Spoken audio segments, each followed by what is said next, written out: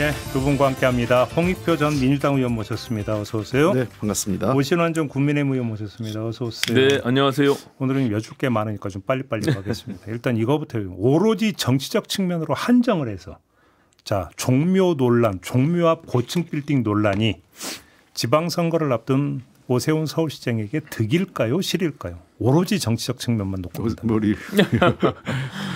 정치적 측면만으로 과연 그게 뭐 논의가 될 수 있을지 모르겠으나 저는 서울 시민들의 입장에서는 이거는 논쟁이 언제 있어도 있을 만한 내용이라고 생각하고요. 특히 해당 당사자 그 주변의 종로, 세운상가, 뭐 낙원상가 이쪽에 사실 사대문 안에 우리는 문화재가 거의 대부분 다 있잖아요. 그런 상황에서 도심 재개발, 특히 재생으로의 개념으로서의 도심을 구도심에 대한 부분들을 어떻게 다시 성장시킬 것인가 이런 고민들이 사실 있을 때가 바로 지금이다. 저는 그렇게 봅니다. 네, 거쳐야 되는 과정이다 이런 네네. 말씀이시네요. 홍 의원님 어떻게 보세요? 네, 저도 사실은 종로 중구가 유일하게 강북 지역에 강남 지역에 버금갈 만한 글로벌 도시로 발전할 수 있는 지역이에요. 개발 문제는 당연히 필요하죠. 근데 여기는 그 문화재가 제일 많은 또 밀집되어 있는 지역이거든요. 우리나라에서요. 그래서 개발과 보전이란 두 가지 가치를 어떻게 조화하느냐가 사실은 이 정치 지도자들의 실력이라고 봐요. 그런 측면에서 저는 이 세운상가 문제가 사실은 이미 끝난 얘기였거든요. 21년에 그 관리처분, 2020년에 관리처분 허가 나고 21년에 다 그 변경 계획 승인도 나서 끝난 거였고, 근데 한 2, 3년 그 이후에 지체되면서 건축 비용이 올라가니까 사업자들이 수익이 안 난다고 해서 갑자기 또 층수를 올리면서 이 문제가 불거진 거거든요. 당초 계획에서 이게 문제가 없던 거예요. 그러니까 개발이냐 아니냐의 논란이 아니라 왜 갑자기 층수를 올리냐. 사업자들이 그럼 앞으로도 서울시는 사업자들이 답답해하면 어렵다고 하면 그냥 층수를 올려줘야 되는 거냐 하는 문제가 나는 거죠. 그러니까 사실은 사업이 시작된 이후에 수익성 문제가 발생하면 그 수익성 문제 해결하는 것은 디벨로퍼가 해야 될 문제예요. 시는 원래 당초 허가해 준 대로만 하면 되는 거였고요. 그래서 저는 이번 문제는 그 정치권이 개입하는 것보단 시민 공론화 모델로 갔으면 좋겠어요. 왜 그러냐면 제가 한 가지만 더 말씀드리면 앞으로 종로 중구 쪽에 개발이 많을 텐데 딱 노후 지역이기 때문에. 근데 그 고궁이 한두 개가 아니거든요. 네. 그러면 그 주변마다 이런 일들이 비일비재할 것 같아요. 빈번하게. 그렇다면 이번에 시민 공론화 모델을 통해서 종로 중구 지역에 보전과 개발이라는 두 가지 가치를 어떻게 조화시킬 건가 하는 거를 만드는 게 이번 이슈에 저는 이 시민사회와 그 서울시가 해야 될 일 아니냐 이렇게 봅니다. 그러니까 지금 말씀하신 대로 전통 역사와 미래 도시로서의 어떤 공존 내 관점에서도 저는 오세훈 시장이 지금의 그 방식을 선택한 거예요. 그러니까 사업성만을 높인다라는 것이 아니라 보시다시피 요즘에 이제 많이 언론을 통해서 조감도가 나왔잖아요.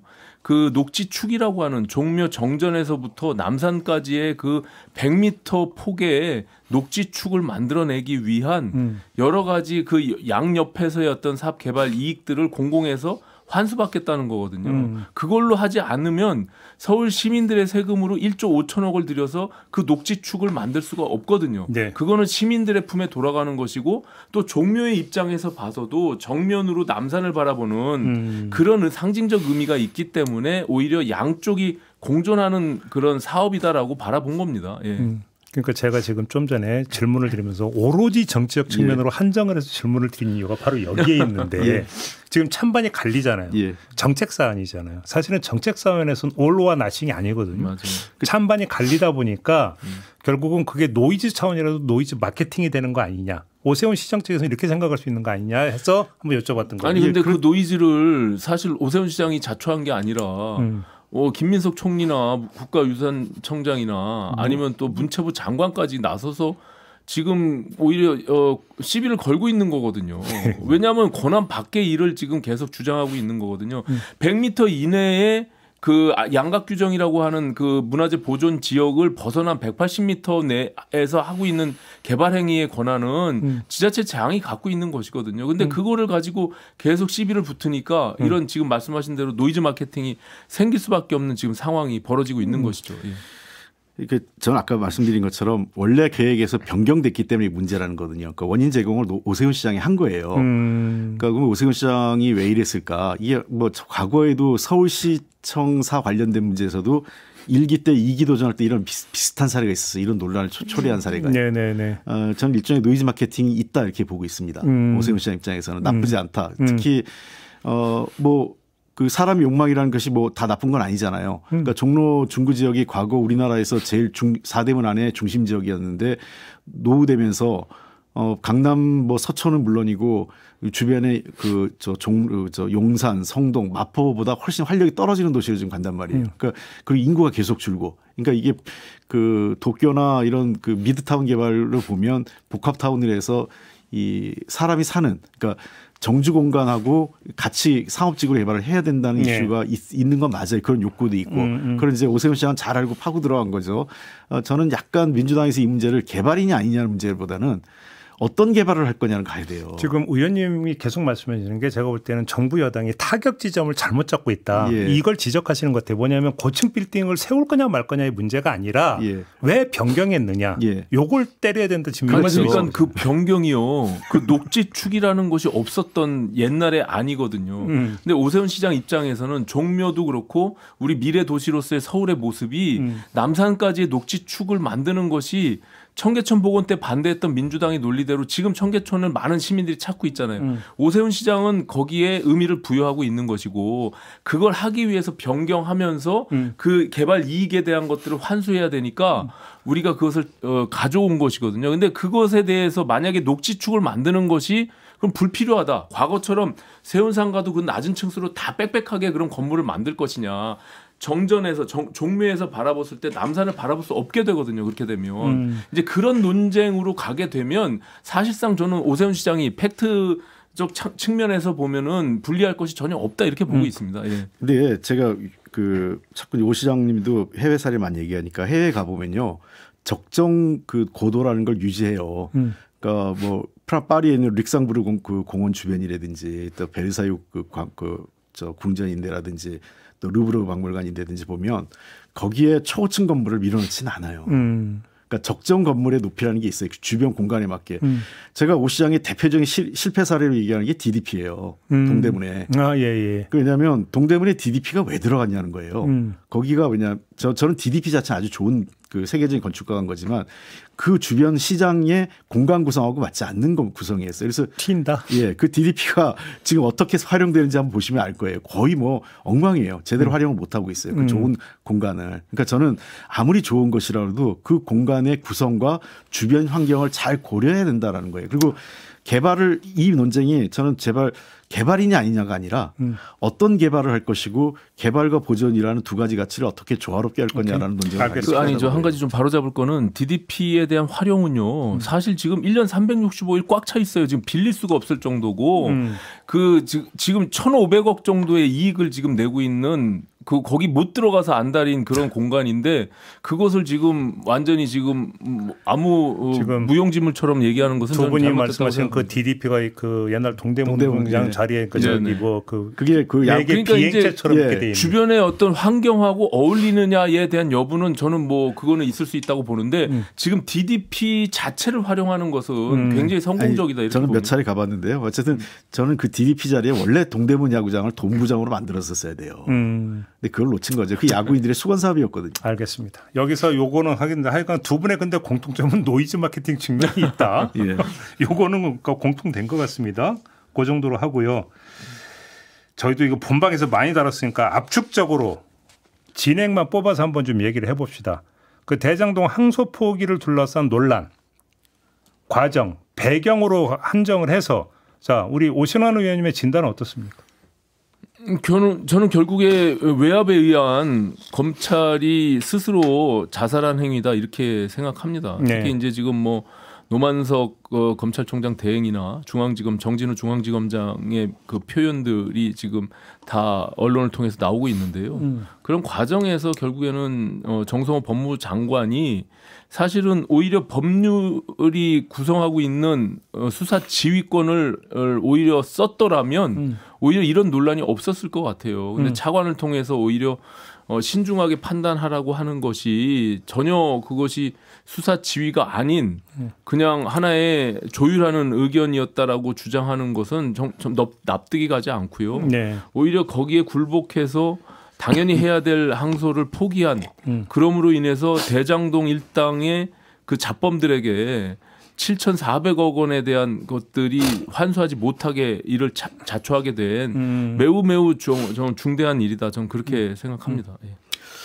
우선은 그 대장동 사건을 분리해서 민주당도 대응을 했으면 좋았다 싶어요. 어떤 말씀이세요? 예, 왜냐하면 대장동 사건이 하나는 어쨌든 지금 이제 규정된 것은 법원에서 이미 유죄 판결도 났고 몇 년 동안 논쟁에 걸쳐서 일부 그 민간 사업자들이 부정한 방식을 통해서 그 성남도시개발공사 관계자들하고 결탁해가지고 막대한 부동산 차익을 얻은 거다 이렇게 얘기가 돼 있잖아요. 그래서 그 사람들에 대해서는 법적 처리가 지금 이루어지고 있는 거고 다만 민주당이 문제를 삼는 것은 더 나가서 이것을 그 나름 그 환경에서 최선을 다한 당시 성남시장인 이재명 시장까지 해서 배임죄로 엮으려고 하고 강압수사 또는 예를 들면 증거에 대한 그 조작까지 있었지 않느냐라는 게 민주당 주장이거든요. 그러니까 이 사건과 이재명 그 당시 시장의 사건은 별개의 사건이고 그런 방식으로 대응했어야 되지 않느냐. 네, 네. 그러니까 이제 자꾸 죄송합니다. 네네 천천히 하세요. 예, 물 한 컵 드시고. 예. 그러니까 국민들께서 오해하실 것 같은 건 성남동 일당을 보호하거나 뭐 저희들이 그 할 이유는 하나도 없죠. 우상호 수석도 그런 얘기를 했지 않습니까? 어느 방송에서요. 네. 그리고 두 번째는 그런 측면에서 저는 이 사건은 항소를 하는 게 맞았다 이렇게 보여요. 항소를 하는 게 왜 이게 상황이 제가 보건대는 그 정성호 장관도 딱히 이걸 막으려고 적극적으로 막으려고 했던 것 같지는 않아요. 신중히 처리하라라는 어떤 그 메시지를 어떻게 읽으세요? 신중히 처리하라는 메시지 자체는 다소 이제 그 말 자체는 통상적인 위계 조직에서는 부담으로 느낄 수 있을 거예요. 그래요? 네, 부담으로 느끼는 건 맞습니다. 우리가 보통 저도 그럴 때 할 때 이거 정부한테 당부할 때 하지 말라고 할 때 하지 말라고 하지 않고 이거 신중하게 하세요. 신중히 하시면 그쪽도 그런 그 제 의도가 뭔지 아거든요. 그리고 관련해서 이거 추진할 때 저하고 꼭 상의하십시오. 이렇게 얘기를 많이 해요. 국회의원들이 오시는 아니 분도. 국회에서 법률안 심사할 때요. 신중 검토 의견이 결국에는 하지 말라는 거거든요. 그걸 이제 정성호 장관 너무 잘할 겁니다. 근데 이제 이게 그 압력과 지금 법적의 수준이 될 만한 이제 강압, 외압의 그거하고는 좀 다르죠. 이 정도는 신중히 검토하라고 그 안에서는 여전히 재량권의 범위가 있는 말이에요. 그러니까 결정의 그러니까 권한을 상대한테 넘긴 거죠. 그렇죠. 일정하게 넘긴 거예요. 그러니까 저는 이 말을 자체는 그러면 하지 말아라고 했거나 그거는 곤란하다라고 했거나 좀 더 직접적인 표현을 했을 텐데 정성호 법무부 장관 입장에서는 뭐 복잡한데 자꾸 이렇게 할 필요가 있느냐 하는 정도의 약간의 본인의 생각을 했고 그럼에도 불구하고 여전히 룸을 준 거예요. 알아서 하라는. 그러니까 저는 더 문제가 된 것은 결국 노만석 그 대검 차장과 그 정진우 중앙지검장의 문제인데요. 우리가 그 옛날 그 저 박근혜 대통령 적폐 사건 이후에 공무원법을 바꿔줬어요. 상관의 명령에 복종해야 된다가 공무원법 57조에 있었는데 58조에 그 위법한 명령에 대해서는 서면으로 거부할 수 있게 해놨습니다. 서면으로? 예. 그러니까 저는 지시도 없었어요 이번에는요. 거꾸로 얘기하면. 문서 지시는 없었죠. 없었던 거예요. 그렇다면 도리어 대검 차장의 그러한 지시에 중앙지검장이 맞서려고 했으면 서면으로 반대했었어야 돼요. 그러니까 저는 이 얼마나 검찰 조직이 지금 정치화돼 있고 그 허약해지고 최소한의 기계도 사라졌냐 하는 문제가 여기서 드러나요. 그러니까 이미 그 이쪽 방향 뭐 저쪽의 의견 나는 뭐 따라가고 싶지 않은데 어떻다 우리 편 내 편 뭐 이렇게 가르고 하는 게 저는 그런 얘기들을 노만석 그 대검 차장이 하는 얘기를 들어보면서 참 한심하다. 이런 사람들에게 정말 우리나라 중요한 국가 수사권이나 기소권을 그동안 맡겨왔던 것 자체가 참 한심하다 이런 생각이 들 정도예요. 그 중앙지검장 그리고 검찰총장 대행에 대한 한심함은 저도 동의하는데 그리고 저 합리적이신 홍익표 의원님의 관점도 저도 일정 정도 동의하는 부분이 있습니다. 그런데 하지만 저는 정성호 장관의 신중 검토, 신중히 판단하라고 하는 것은 그것은 외압으로 당연히 받아들여질 수밖에 없어요. 그리고 과거에 그 지금 뭐 해병 특검에서 다루어지고 있는 것도 거의 흡사한 그 그 스토리텔링을 갖고 있거든요. 기본적으로 6일까지는 아무 얘기가 없다가 7일 날 이미 그 검찰에서는 당연히 항소하는 것으로 알려져 있기 때문에 수사팀과 그리고 공판팀이 다 항소하는 것으로 합의를 했고 중앙지검장의 결재까지 났습니다. 그러면 거기서 당연히 그 수사부서 일선에서의 권한을 갖고 있는 그 중앙지검에서 항소를 하기로 결정한 것을 대검에서 반부패 부장이 결국에는 그걸 막았다는 거 아닙니까? 네네. 그러면 그 과정에서 대검에서도 그럼 처음부터 그러면은 이거를 항소 포기를 하는 것을 지시했느냐? 그렇지 않았거든요. 대검에서도조차도 그걸 다 동의했던 분위기에서 갑자기 바뀐 것은 정성호 장관의 입장 그 신중히 검토하라는 것 때문에 결과적으로 노만석 대행이 그 용산과 그리고 법무부를 염두에 둘 수밖에 없었다라고 하는 것이 거기가 바로 외압을 받았다고 볼 수밖에 없는 그 지점이지 않나 좀 그렇게 보여집니다. 요거 하나 좀 따로 혹시 오늘 중앙일보 노만석 전 대행이 그러니까 인터뷰한 거 보셨어요? 저 못 봤습니다. 네, 저는 일부 봤습니다. 예. 그러니까 노만석 아직은 그러니까 수리가 안 됐으니까 전이라고 붙이면 안 되겠네요. 노만석 대행의 그 행동 거지는 어떻게 평가를 하세요? 한심하죠. 제가 봐도. 참 저는 그 대검 차장 하신 분들 제가 몇 분 제가 아는데요. 네. 이런 분 없었어요. 나름 그래도 그 조직의 두 번째 지위잖아요. 그 대개 대검 차장이면 차기 검찰총장 후보의 1순위 중에 한 명이에요. 일반적으로. 그렇죠. 그렇다면 야, 나는 이런 정도의 그 기계도 없고 뭔가 결단력도 없는 사람이 어떻게 저기까지 갔나 싶어요. 저는. 아니 지금 제일 이해가 안 되는 게 퇴임식을 하는데 퇴임식은 비공개로 한다고 하더라고요. 네. 비공개 퇴임식을 하는데 또 언론 인터뷰에서 미주알 고주알 얘기를 다 해요. 90분 동안 했더라고요. 아니 저는 여기서 일단 이해가 안 되는 게 뭐 이거 어떻게 이걸 받아들여야 되나 싶은 생각이 좀 들어요. 그러니까 거의 하소연하듯이 자기 입장을 이해해달라 어쩔 수 없었다라는 일관된 주장을 하는데요. 네. 그거는 그리고 평생 28년 동안 그 검사로서의 법을 다뤘던 사람으로서 저런 판단을 하는 게 도무지 이해가 안 돼요. 그리고 그것이 검찰 조직을 위한 일이다라고 후배들한테 항변하는 것도 일선에서는 도저히 받아들일 수 없는 것이잖아요. 오히려 네. 검찰총장은 네. 그 외압에 대해서 그것을 지키고 그러기 위해서 검찰총장이 존재하는 것인데 그것을 다 수용하고 자기가 일선에 있는 검사들의 의견과 정반대로 그걸 결정 내리고 나서 그 검찰 조직을 지키기 위해서 어쩔 수 없었다. 그 용산과 법무부의 입장들도 염두에 둘 수밖에 없었다라고 항변하는 것은 그건 너무나 무책임한 것이죠. 그럼 그러니까 지금의 사달이 일어난 거예요. 오히려 자기가 모든 걸 떠안고 그러면은 그냥 가든지 이것도 아니고 저것도 아닌 입장에서 예. 우리 그 저 제작진에서 그 중앙일보 기사를 띄워줘서 잠깐 봤는데요. 아, 참 정말 제가 보기에는 그 뭔 얘기인지 모르겠어요. 그러니까 저 중언 부언 미주알 고주알 말이 딱 하는데 네. 그러면 이게 위법행위였고 압력이 있었다는 거냐 없었다는 거냐 그것도 명확치가 않아요 지금요. 아니 그러니까 제가 이런 게 차라리 결기를 가지고 퇴임식에서 공개적으로 발언을 하든지 아니면 그게 아니라면 그냥 나중에 진실은 나중에 밝혀질 거라면서 예. 하든지 예. 모두가 하나여야 되는 그러니까 거 아니에요. 지금 제일 핵심은 저 현재까지 통화를 한 사람은 이진수 법무차관밖에 없잖아요. 그렇죠. 확인된 거는. 자 그러면 장관도 전화 안 했다고 그러고 용산도 전혀 관여한 바 없다고 했습니다. 자 그럼 거기서부터 시작돼요. 나머지 혹시라도 용산이나 저 법무부 장관 또는 여당의 고위 관계자한테 전화를 받은 게 있다면 이건 좀 얘기가 달라지죠. 예. 그건 사실상 압력으로 볼 수 있을 거예요. 예. 그런 측면에서 저 대검 차장이 분명히 얘기를 해줘야 되는 거고 사실 그러니까 이런 걸 주장을 미주알 고주알 얘기 아니라 팩트를 얘기를 해줘야 되거든요. 그러니까 난 이진수 차관만 통화했다. 이진수 차관 얘기한 게 1, 2, 3 이거다. 그래서 그거를 보고 내가 판단을 했는데 사실상은 뭐 약간의 압력으로 생각을 했다. 그러나 약간의 압력하고 강압적으로 꼭 해라는 거는 좀 달라요. 뉘앙스가요. 그러니까 아까 제가 말씀드렸지만 신중히 판단하라고 하는 것은 다소간의 압력성 성격이 있다고 저도 인정을 하잖아요. 근데 공무원들이 그런 말 했다고 다 거기에 숙이고 납작 엎드리고 거기에 따르지 않아요.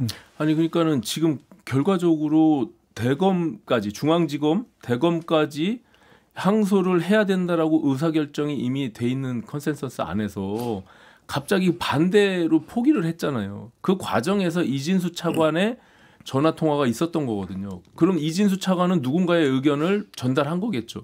근데 그게 결과적으로는 수사 지휘의 성격을 갖고 있다는 것이죠. 그러니까 오히려 수사 지휘를 장관이 해야 되는 것들을 그 수사주의 성격으로 이진수 차관을 시킨 것은 연수원 동기거든요, 둘이. 29기 사법연수원 동기고 정진우 중앙지검장도 동기예요. 그러니까 자기들끼리 너무나 잘 통하고 있는 그런 상황에서 오늘 중앙일보의 인터뷰에서도 그 사람들에 대해서 자기 연민을 표시하더라고요. 참 어처구니가 없는데 이런 부분들이 그러니까 제가 있으면 안 되는 자리에 있었던 노만석 대행이 정말로 잘못된 판단으로 인해서 아까 홍익표 의원님 말씀처럼 결기를 가지고 그걸 거부하든지 검찰 조직을 보호하기 위해서 아니면 본인이 그걸 다 받아들였으면 자기가 책임지고 가든지 끌고 가든지 예, 이것도 아니고 저것도 아닌 저런 상태에서 논란만 계속 부추기고 있는 그러니까 대행의 모습이 정말 제가 안타깝습니다. 노만석 차장했으면 그랬을 것 같아요.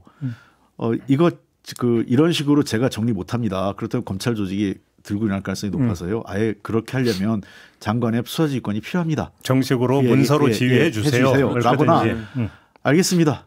그러면 제가 이거 포기하겠고요. 제가 이거는 책임지고 아래 우리 검찰 일선 검사하고 중앙지검은 제가 그 책임지고 정리하겠습니다라고 하든가 이런 게 있어야 돼요. 그게 사실은 그러니까 저는 지금 대검 차장이고 그 권한대행이잖아요. 사실상 검찰청장이라고 할 수 있는데 그 정도의 자기 직책에 대한 무게, 그다음에 결단해야 될 어떤 필요성 그런 걸 전혀 모르고 있었던 거죠. 마지막으로 그러면 이것만 좀 여쭤볼게요. 그러니까 지금 국정조사가 필요하다는 얘기는 민주당, 국민의힘 다 하고 있어요. 네. 그래서 저희가 엊그제 문진석 원내 수석하고 인터뷰를 했는데 민주당에 그러니까 그 국민의힘에서 요구하는 어떤 외압 의혹도 국정조사 항목으로 받겠다 여기까지 됐어요. 그러니까 딱 하나 남았더라고요. 그 문진석 원내 수석의 말에 따르면 법사위에서 국정조사를 할 거냐, 특위를 꾸려서 할 거냐. 근데 국민의힘은 법사위 단위가 아니라 특위로 가야 된다고 주장을 한다. 이 얘기를 하더라고요. 이건 어떻게 풀어야 된다고 생각하세요?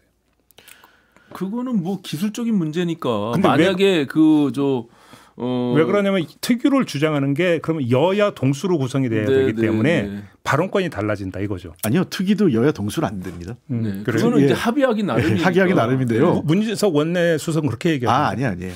보통 예를 들면 뭐 윤리특위나 이런 경우 아주 이례적으로 뭔가 그 의원들 신상에 관련된 것들만 그렇게 하고요. 합의에 따라 이루어지긴 하는데 통상적으로 의석수에 비례해서 합니다. 그럼 아마 그 얘기인 것 같은데요. 특위를 주장하면서 동수를 주장을 한 거예요. 그렇게 그런 거겠죠. 그런 거겠죠. 그러니까 그거는 제가 보기엔 국민의힘이 무리한 거고. 무리한 겁니까? 예, 그렇습니다. 통상적으로 동수라는 경우는 아주 이례적입니다. 동수라는 경우 이례적이고 그건 오신원 의원님도 아시잖아요. 그래서 되게 의석 비례대로 하고 약간의 지금처럼 의석수 차이가 많이 났을 경우에는 약간의 경우 야당 쪽 몫을 좀 늘려주거나 배려는 좀 해주는데. 그런데 그다음에 제3교섭단체 제3의 단체 중에서 예를 들면 조국혁신당이 아닌 다른 당을 넣어준다든지 개혁신당을 넣어준다든지 이런 방식의 약간의 여당이 양보하는 경우 있어도 기본적으로 모든 국회 특별위원회든 상임위원회든 구성의 기준 원칙은 의석수에 비례하고 있습니다. 그러면 굳이 공전할 이유도 없잖아요. 아니 근데 국정조사라고 하는 것을 여야가 합의를 본다면 특위를 통해서 하는 게 맞죠. 법사위에서는 지금도 이미 논쟁하고 싸우고 있는데 별도의 구성원들이 이거를 특별하게 들여다보겠다는 거 아닙니까? 그게 국회법에 있는 별도의 트랙인데 그렇게 해서 특위를 하되 홍익표 의원님 말씀처럼 그거는 합의 과정을 통해서 적절하게 조정하면 되는 거죠. 알겠습니다. 요거까지만 좀 여쭙고 마무리를 좀 해야 될 것 같습니다. 국민의힘으로 가겠는데 황교안 전 총리가 체포가 되니까 그때 장동혁 대표가 우리가 황교안이다라고 이야기를 합니다. 이거를 가지고 좀 논란이 되고 있는데요. 어느 분이 먼저 말씀해 주시겠습니까? 제가 보기에는 장동혁 대표가 너무 아슬아슬해요. 우리가 황교안이다라고 하는 건 황교안 대표가 지금 국민의힘의 소속 당원도 아니잖아요. 네, 그거 아니죠. 예, 다른 당의 지금 대표로 있고 그리고 황교안 지금 전 장관의 가장 핵심적인 이미지는요. 뭐 내란 이런 걸 떠나서 부정선거론입니다. 그러니까 모든 것을 이번 쿠데타에 대해서도 옹호하는 이유 중에 하나는 윤석열 전 대통령이 부정선거를 잡아내기 위해서 쿠데타를 했다. 중앙선관위에 그렇죠. 투입하고 그런 건데. 자, 그러면 이제 국민의힘이 굉장히 위험한 단계로 가는 거죠. 부정선거론에 올라타는 거냐는 문제가 남는 거예요. 그렇죠. 예, 이건 내란하고 또 다른 문제입니다. 그런 측면에서 저는 국민의힘 제가 그 아는 몇몇 그 국민의힘 관계자들이요 뜨악했어요. 황교안하고 같이 가는 거는요. 그래요? 이건 윤석열 대통령 그 면회 광고하고 비교할 수 없을 정도로 나쁜 거다. 오히려 파장이 더 크다. 그렇죠. 윤석열 전 대통령 면회는 그래 정치적 싸움 빼놓고 인간적으로 이해할 뭐는 있다. 이렇게 자기들이 이것도 사실 안 했으면 했는데 그렇게라도 그 소위 말해서 방어를 해주겠는데 도대체 황교안하고 우리 당하고 무슨 관계냐는 거예요. 그것도 우리가 황교안이다. 자기들은 좀 전혀 동의하지 않는 상황이라는 건데 왜 이렇게 가는지 모르겠다랍니다. 홍익표 의원님 지적에 뭐 저는 다 동의하고요. 다만 이제 그 오늘 구속영장이 기각됐잖아요. 네, 맞아요. 그러니까는 황교안 개인으로 봐서도 저는 특검이 너무 무리하게 수사를 이어가고 있다라고 보여져요. 지난번 이진숙 그 구속 기각도 마찬가지고요. 그 페이스북에 글을 쓴 건데 그렇게 따지면 그 당시에 그런 류의 글을 쓴 모든 사람들한테 적용이 돼야죠. 그리고 황교안 대표가 무슨 큰 과거에 총리도 하고 법무장관도 했지만 그 당시에 그걸 통해서 무슨 내란을 선동했다라고 그 영향을 받아서 선동에 같이 동참한다는 것은 저는 생각하기 좀 어려워요. 그리고 그 말에 저도 동의하지도 않고 하지만 그렇게 모든 것들을 그 구속까지 해가면서 하는 부분들에 대해서 저는 장동혁 대표가 거기에 대해서 지적하는 취지가 있었다고 보여지는데 그럼에도 불구하고 저는 홍 의원님 말씀하신 대로 동의하기가 좀 어려운 굉장히 갑작스러운 뜨악한 그 우리가 황교안이다라고 하는 것은 그 이전에 5.18 민주묘지 간 것을 비교해 봤을 때 그것도 맥락이 없는데 이것도 그러니까 지금 사실 맥락이 말씀 없어요. 잘하셨는데 예. 그래서 이제 그 장동혁 대표 측에서 이렇게 부연 설명을 했대요. 좌우로 균형을 맞춰가면서 원을 넓혀가는 전략적 행보다. 이게 이제 지금 말씀하신 5.18 민주묘지 방문한 거와 우리가 황교안이다는 어찌 보면 막 널뛰기로 우리는 그렇게 보는데 장동혁 대표 측에서는 이거 전략적 행보라고 했대요. 이걸 어떻게 평가하십니까? 이게 전략적 행보하고 그다음에 좌우를 폭을 넓히는 거를 이 일반 국민들이 납득을 할 수 있어야 돼요. 특히 이제 뭐 스윙보터라고 할 수 있는 우리가 뭐 흔히 중도층이라고 하는데 이 스윙보터들이 보기에 아 그래 저거는 잘하는 것 같아. 예를 들면 이재명 대통령이 후보 시절에 보수적 인사 예를 들면 정규재 논설위원이라든지 조갑재 의원을 한다든지 왜냐하면 기준이 있었잖아요. 내란에 반대했다. 그렇죠. 이 사람들이. 네. 보수적 나 그동안은 완전히 우리하고 결이 다른 분이었는데 그럴 때 뭐라고 얘기했냐면 내란에 반대하면 다 같이 할 수 있다. 뭔가 이렇게 원칙과 기준이 있어야 돼요. 좌우를 넘나들 때도. 그 기준이 없어버리면 그거는 정말 그 정치가 아닌 거죠. 널뛰기. 네, 그러니까는 그게 빌드업하는 과정 맥락과 아까 말씀하신 대로 진정성이겠죠. 그게 이제 단순히 이게 정치 공학적으로 양쪽을 다 포섭한다고 그렇게 행보를 한다고 해서 그게 포섭이 되냐고요. 그러니까요. 당연히 그 안에 공백이 생길 수밖에 없는데 그리고 그 양쪽에서도 진정성을 느끼기가 어렵다면 국민들이 바보가 아니잖아요. 그러니까 저는 장동혁 대표가 진짜 이렇게 외연을 넓히려면 그렇게 멀리 오른쪽으로 할 이유도 없이요. 예를 들면 유승민 대표라든지 또는 뭐 그 김종인 대표라든지 뭐 이런 분들 있잖아요. 또 과거에 누구예요? 중앙대 이상돈 교수님 이런 분들 그런 분들을 만나면서 소위 합리적 보수라고 보여지는 분들 있지 않습니까? 그런 분들을 통해서 먼저 우리 그 기존의 국민의힘 지지인데 내란과 윤석열 때문에 돌아선 사람들을 먼저 잡는 것부터 시작을 해야지 이게 널뛰기를 해가지고 저쪽 오른쪽에 있는 사람 잡으면 가운데가 비는데 이게 잡혀집니까? 알겠습니다. 이건 뭐 두 분의 뭐 지금 진단이 동일하기 때문에 더 이상 여쭤볼 필요도 없을 것 같고요. 오늘은 뭐 이야기는 좀 이렇게 마무리를 좀 해야 될 것 같습니다. 두 분 수고하셨고요. 저도 물러가겠습니다. 고맙습니다. 예, 감사합니다. 감사합니다.